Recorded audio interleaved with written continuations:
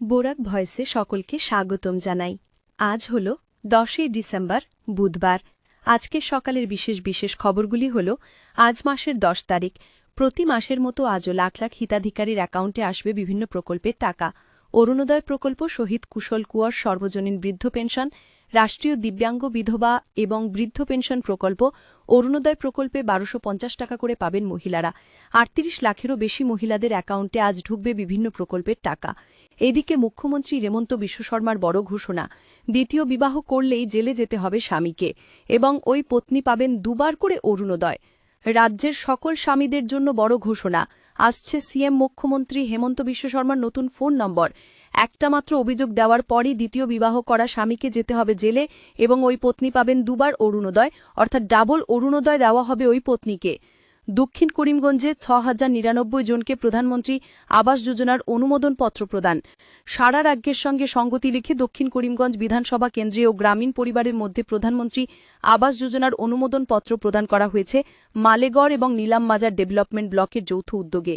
মঙ্গলবার বিধানসভা ভিত্তিক অনুষ্ঠানের আয়োজন করা হয় লাতুতে।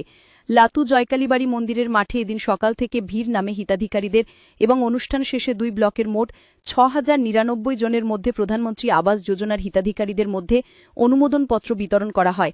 শ্রীভূমি তথা করিমগঞ্জে অর্থের বিনিময়ে শিক্ষক বদলি প্রসঙ্গ, অডিও বার্তালাপ ভাইরাল, তদন্তের আশ্বাস এসআইয়ের। শ্রীভূমি শিক্ষা বিভাগের কর্মস্থল পরিবর্তনের নামে অর্থের বিনিময় নিয়ে কিছুদিন আগে তদন্তের নির্দেশ দিয়েছিলেন রাজ্যের শিক্ষামন্ত্রী।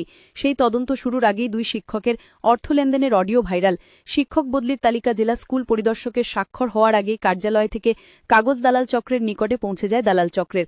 আর সেই তালিকাকে সামনে রেখে বদলির দর কষাকষি শুরু হয় বিজেপি নেতা অমরেশ রায় অর্থের বিনিময়ে শ্রীভূমি জেলার শিক্ষকদের রদবদল করা হচ্ছে বলে যে অভিযোগ করেছিলেন তার সত্যতা প্রমাণিত হয়েছে ভাইরাল হওয়া অডিওর বার্তার থেকে।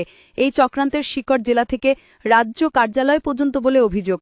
আজকের বরাক উপত্যকার 3 জেলার আবহাওয়ার খবর। আজ বরাক উপত্যকার 3 জেলার আকাশ ফর্সা থাকার পূর্বাভাস। শিলচর কাছাড়িয়ার সর্বোচ্চ তাপমাত্রা থাকবে 27 ডিগ্রি সেলসিয়াস এবং সর্বনিম্ন তাপমাত্রা থাকবে 16 ডিগ্রি সেলসিয়াস। শ্রীভূমি তথা করিমগঞ্জ জেলার সর্বোচ্চ তাপমাত্রা থাকবে 27 ডিগ্রি সেলসিয়াস এবং সর্বনিম্ন তাপমাত্রা থাকবে 15 ডিগ্রি সেলসিয়াস।